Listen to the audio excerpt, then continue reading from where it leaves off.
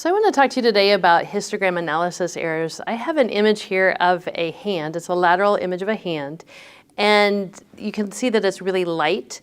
And that's the result of a histogram analysis error. So understanding histogram analysis errors really goes back to understanding how the computer creates the image. So it goes to the center of the detector, and then it goes out from there to find 4 collimated borders.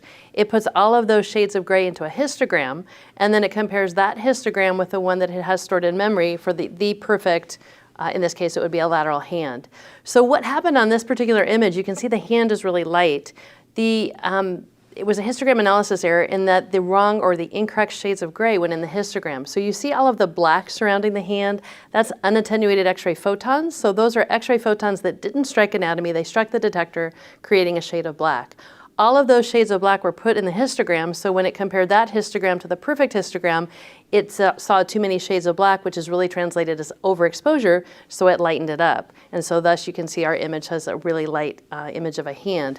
Now if you were to correct this, you wouldn't change your technical factors. You can't even look at the exposure indicator, because whenever there's a histogram analysis error, the exposure indicator will be incorrect. So what you have to do to correct it is understand that it is in fact a histogram analysis error. The problem here was lack of collimation. So if you repeat the exposure using the same technical factors, you collimate, then the histogram, the rescaling is what we call it when it compares the histogram, and we'll have a good image of a hand.